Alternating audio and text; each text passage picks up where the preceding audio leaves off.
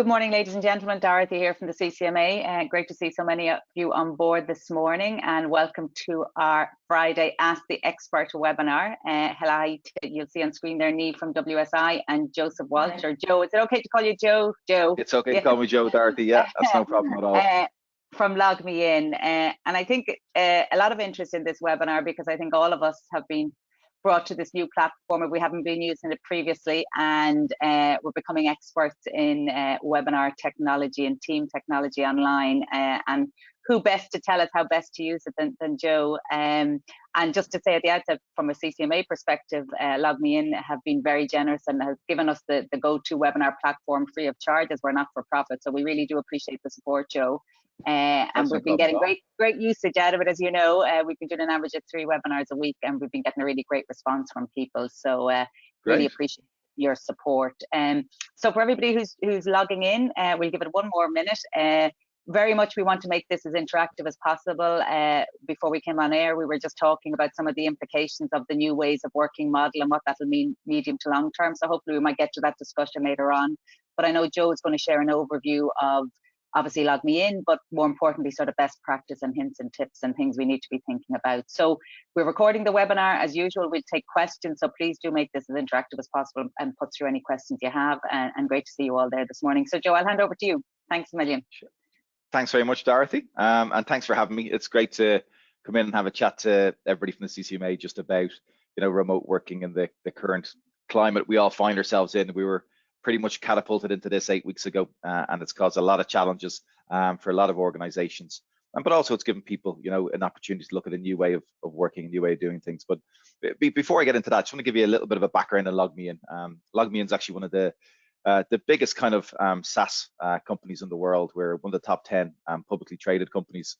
We've just over 4,000 employees, and we're spread across 4 continents, across the East Coast and West Coast of North America. In EMEA, we're in Australia, then in APAC and Singapore, New Zealand as well, and we're also in South America.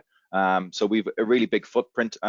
We've actually been in the video conferencing space. Our products for video conferencing have been around for over 15 years. Okay, so this kind of new normal that everybody finds themselves in is nothing new to us. We live and breathe this technology on a day-to-day basis. It's core to what we do. We obviously got the webinar kind of tools as well, and this is how we work day to day. And what we've seen is that there's always been a growth in the amount of organizations embracing video conferencing, embracing remote working, and giving more flexibility to their staff.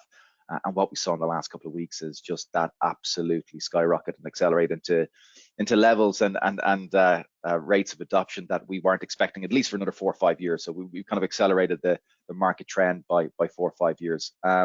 Just to give a bit of background again on LogMeIn, we do a lot more than just video conferencing. Okay, also we have the webinar tools as well. We also do GoToTraining, which is a tool for online remote training. We've also got GoToConnect, which is a cloud-based telephony platform that incorporates our video conferencing and allows kind of business continuity at times like this, so you can keep all your comms and collaboration tools up and running.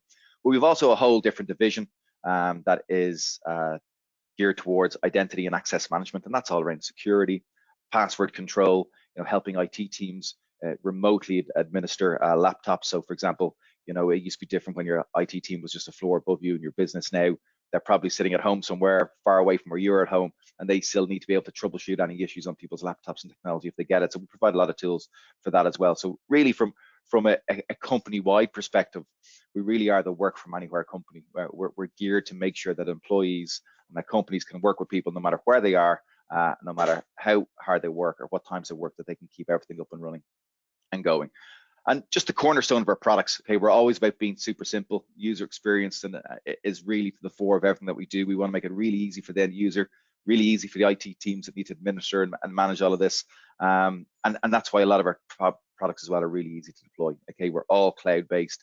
It's all kind of software delivered components that just makes it really easy to get across the organization.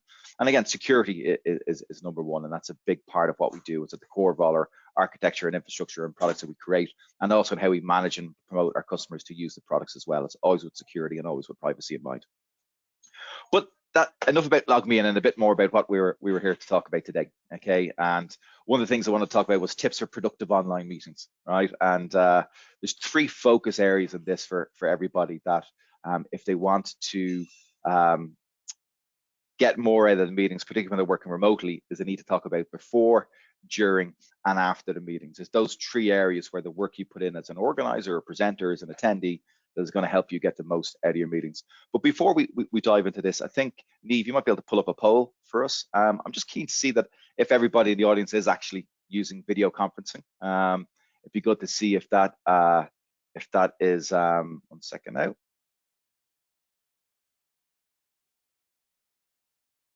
So Niamh, are you able to pull that up? Yeah, just 2 more seconds to see answers still coming in there. Yeah, that's up there now. Okay, cool. So yeah, just interesting to see how many people are using video conferencing. Here we go, sharing poll results. 100%, Joe. If you can't see it, I'm not sure if you can see it. 100%. I can't see it. All right, 100%. Okay, great. Everybody's using it. So definitely. Yeah. Everybody's using, so everybody can relate to this. Okay, so guys, really, really important that, you know, when you're using video conferencing, you're not just thinking about the moment of that conference. You're doing your prep work beforehand, and then you're also making sure that everything from a follow-up perspective is on point as well. But here's some tips and tricks. We have a checklist for our people that we've started kind of putting out to all our customers, right? So before the meeting, and to be honest, guys, when it comes to video conferencing, it's not hugely different to meeting in the office, right? The technology is just an enabler. It allows people to come together and have a meeting and share notes and share content and share agendas, right? Just like you would in an office space. You know, you're just doing it in a different way from different locations. And that's why it's really important to establish an objective, okay? And stick to that objective. Meetings without purpose are one of the biggest kind of bugbears of a lot of our customers when we do surveys around meeting productivity. You know, nobody likes going to meetings where, you know, it's a little bit, what's this about? You know, there's no clear agenda. Not too sure if we're going to use the time effectively. So regardless whether it's video conferencing or in-person meetings, always establish an objective and have that and stick to that for a meeting. Choose your people who attend your meetings carefully. This is something that I find some people just put everybody on the attendee list because they want everybody there because it suits them. And nobody likes being at a meeting where they don't have a reason or a purpose to be at that meeting. So really important that you're respectful of people's time, that you're mindful of the time that they're spending on meetings at the moment. And we're hearing a lot of people that because they're working remotely, they've seen a big increase in their meetings. They're going back to back, right? If they don't need to be at the meeting, or if you can manage the meeting more effectively by, you know, making that one big meeting into 2 or 3 smaller meetings to be more efficient with the attendees' times. Now, really important that you do that. So choose your people who attend carefully and make sure that they do need to be there for the entire duration of the meeting. Set the agenda, okay? Send it out in advance, give your attendees an idea of what's going to be discussed. They then might decide that they're not the right person, that you might need to bring someone else into the meeting, maybe someone from the team that they've delegated certain tasks to, but make sure everybody's understanding that what's going to be discussed in that meeting, that they have a clear understanding of the agenda that they're going to follow, and that they have a brief of to do any prep or anything that they need before they come in because they know what's going to be discussed. So again, establishing an objective, choosing your attendees carefully and setting the agenda. And then once you've done all that and you know who's going to be there, assign roles and share expectations. It's always a good thing, particularly if it's different if it's a recurring meeting, like your weekly team meeting every week, the agenda is the same, everybody knows what's going to happen. But if you're running a project and you have more kind of significant meetings that maybe meet once a month, you know, it's always worth picking up the call to pick up the phone to any key attendees beforehand and just sharing expectations for the role for the meeting. Maybe asking them to take part in the meeting and deliver, you know, a certain section of it to not have the same person talking all the time. But again, all part of that prep work is assigning those roles and sharing those expectations. And then establish meeting protocols, right? And this is something you can use video conferencing tools to do it. It's not hard to, it's a bit hard to lock the office door, maybe a health and safety hazard to lock the door into the meeting room in the office, but you can lock the meetings on your video conferencing. So if people are late, it's not going to be there by 5 past the hour. If they're going to be late, it could be 10 past, 15 minutes past. You can just choose not to let them in and just focus on the people that are actually in the meeting. So if there's anything that's annoying or frustrating, you know, just make sure that you establish that at the outset. You can stop people coming in late. You can also ask people as well just to shut down anything else. They're going to shut down their Slack or their Microsoft Teams or whatever internal collaboration tools they're using. Maybe shut down other documents just so they're focused purely on the meeting and getting ready. So there are kind of things all before the meeting that you can set out and establish as an organizer presenter to make sure that meeting itself is a bit more productive. Then during the meeting, okay, put your best face forward. This is something, there seems to be a bit of skepticism around video conferencing a little bit. I think it's always important that when you are working remotely, you use video cameras, okay, and you let people see all the attendees that are in the meeting. It really improves communication. It really improves the ability to get messages across. You bring in all the elements of kind of facial expressions, body language. You're able to understand the tone and the context a bit better when you can see people talking to you. So for me, always use video conferencing when you're using these tools. Don't go on there and not have your camera on and just use the audio element of it. Always put the camera on. It's really important. Orchestrate the discussion. And again, just like in a real meeting, you can have 2 to 3 voices that can always dominate the conversation, always come forward with their points. And it's really important to get their views and get their opinions. But if you see people that are quiet, people that are not contributing to the conversation, direct questions specifically at them, offer them, an introduction to come in and contribute to the meeting. Maybe use things like the chat just to say, give them a warning if you think they may be a little bit nervous. Say, hey, Tom, the next question I'm going to ping to you, so maybe get yourself ready for that. And you can use that within all the video conferencing applications. The majority of them will have that chat functionality. So again, orchestrate the discussion to make sure everybody's involved and everybody's engaged. Appoint a timekeeper. Okay, always a good thing to do. Sometimes meetings can drag, even though you've set the agenda. You spend the first 40-50 minutes of the meeting discussing maybe the first topic. A lot of the time you'll see people beginning to repeat themselves, the same points being made time and time again. So if you're the chairperson for the meeting, get a timekeeper and maybe just give 10-minute chunks for each section you want to discuss, make a decision and move on. And then take notes. Notes are really important as well. One of my biggest challenges personally is taking notes at meetings and making sure that I follow up and I go back and I revisit my notes. So I might find myself at back-to-back meetings for the afternoon, and by the time I finish the last meeting, I've kind of forgotten what's been discussed in the first meeting. Okay, so most applications as well will have good note-taking functionality, which will allow you to take notes and then also record the meeting as well, so you can go back and watch it and see any nuggets of information that maybe you've missed the first time around. So before the meeting, during the meeting, and then quite simply after the meeting, it's the follow-up. Okay, and always follow appropriately. What are the next steps? What are the actions? Who are the owners? And when are the dates that they expect to deliver those by? That's a really important part of all meetings, regardless whether it's in presence or video conferencing, is that you do follow up appropriately, and make sure that that meeting is as productive as it can be, and all those great decisions that were made, all those brilliant ideas that were suggested, that they actually see the light of day and you move on from them. Okay, so that's all the tips for the online productivity in terms of your meetings and functions. I know we said we'd discuss a little bit tips for remote training. Okay, I know a lot of you might be involved in remote training. Remote training is something that is not necessarily a new phenomenon. There's been a lot of people that have done it, so there's a lot of best practice out there that we can lean on. But for a lot of organizations, it might be new. Okay, and it might be new for you guys. So if you're looking at tips for remote training, one of the first things I'd always say, and again, it's probably the same for all training, is that understand your team members. Okay, understand what their strengths are, what their weaknesses are, understand what areas that they really need to focus on from a training perspective. And this is a particular kind of pain point I have with our enablement. One of the parts of my roles is to enable all our sales teams to be able to sell our products in the most efficient manner. And we have a training and development team that are assigned to help with that, and they put together a lot of courses. And a lot of times you think that it can be one size fits all. And I don't really agree with that. I know it's really difficult to create different levels of trainings for different levels of skill sets. It can really increase the workload, but to be really effective and really kind of drive impact in your organization with your training, you need to understand your team members and what makes them tick and where they really need to focus and where they maybe don't need to focus so much. So creating those kind of courses that are a bit more self-select, self-serve, that combines a few things, remote learning and then maybe in person learning as well, will just help you have a more effective training course. Engage your audience when you're training as well.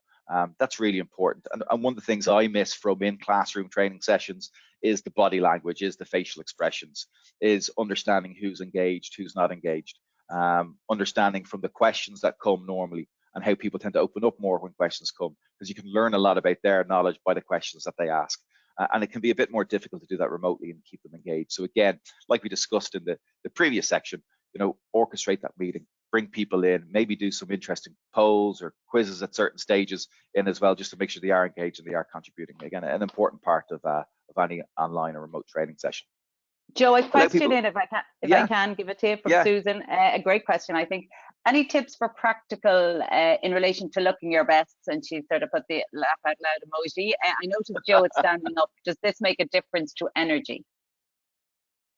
Does it make a difference to energy?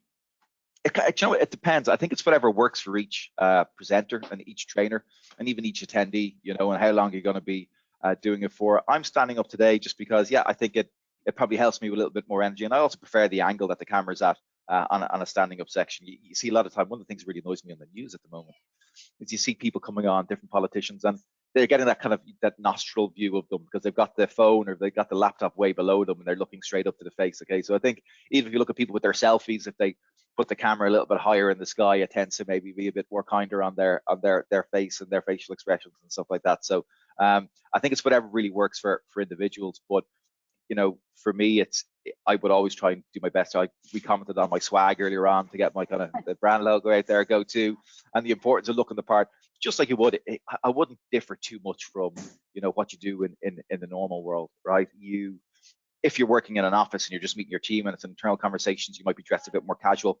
If it's customers, if it's suppliers, if you're out representing your organization, you're going to dress a bit more smart. So I would kind of lean on those things that you do regularly back in the office versus when you're working remotely as well. I always think it's important to look good, so I would. And a related question, do headphones make a big difference?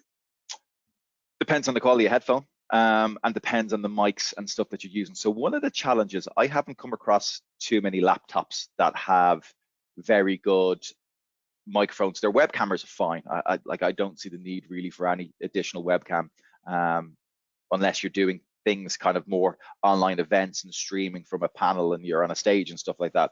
But from a mic perspective, sometimes a lot of laptops don't have great noise cancellation.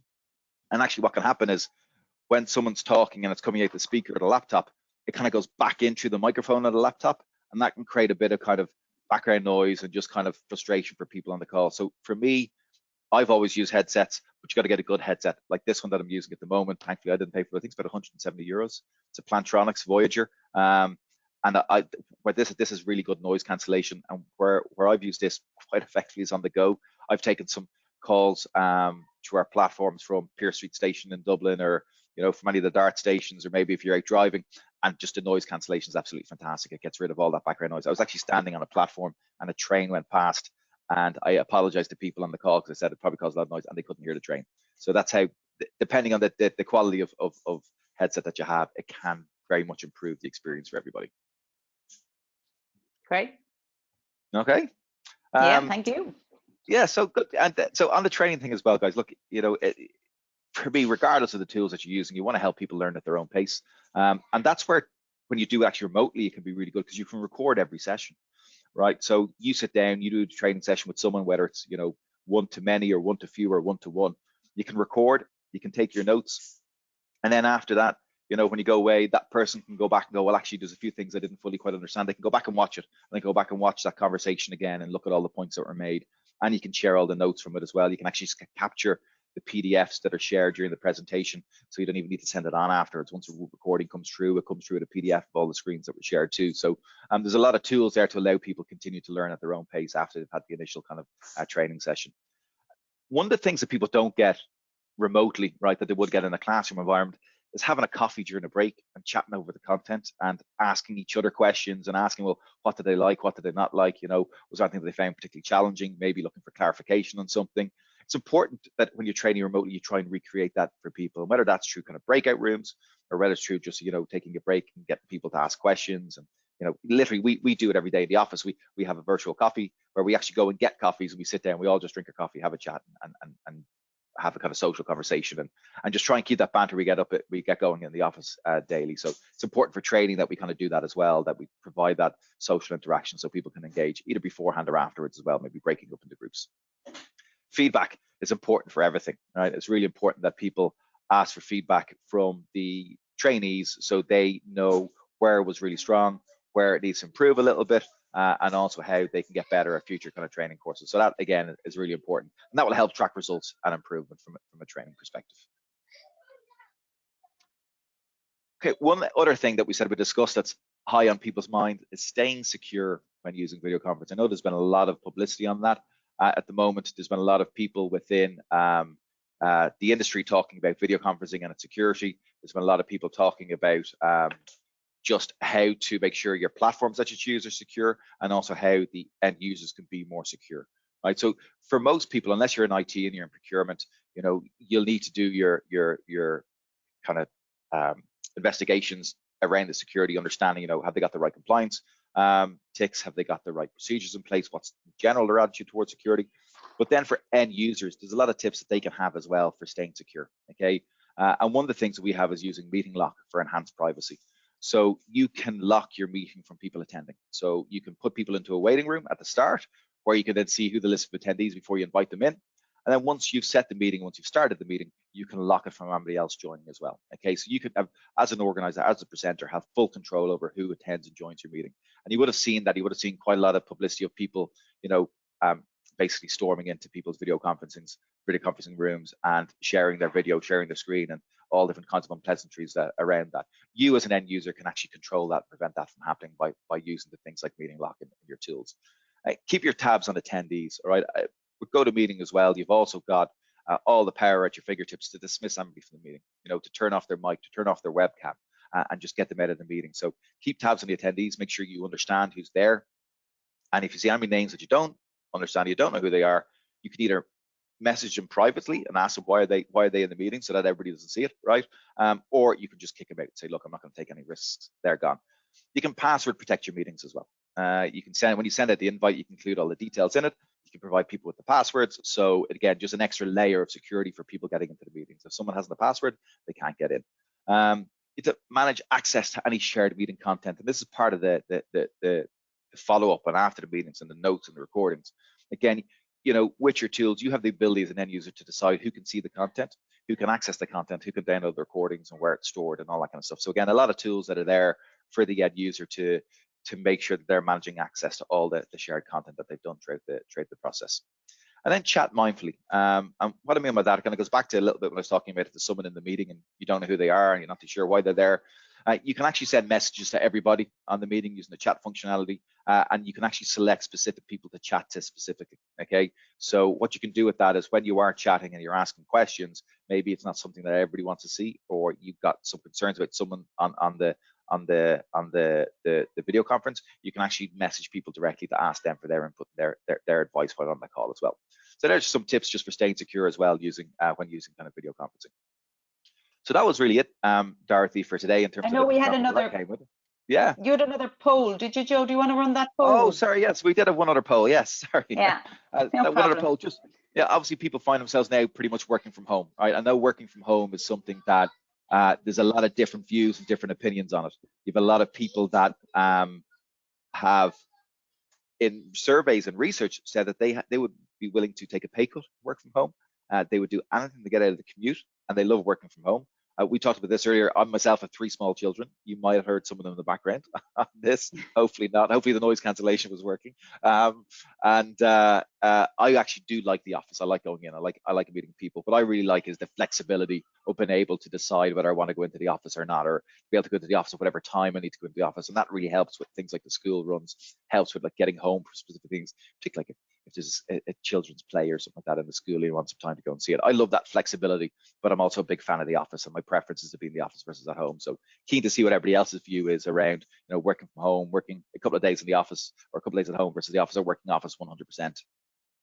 So I don't know if you can see the poll results. They're up there, Joe. So 25% have said home only, and 75% have said office 3 days a week, and 0% went for office only. Wow. Okay. Okay. Good. Interesting. Yeah. Interesting. I do think it mixes good. And the home only for me is it's an interesting one. That wouldn't be my cup of tea, but I appreciate it. It is for a few people.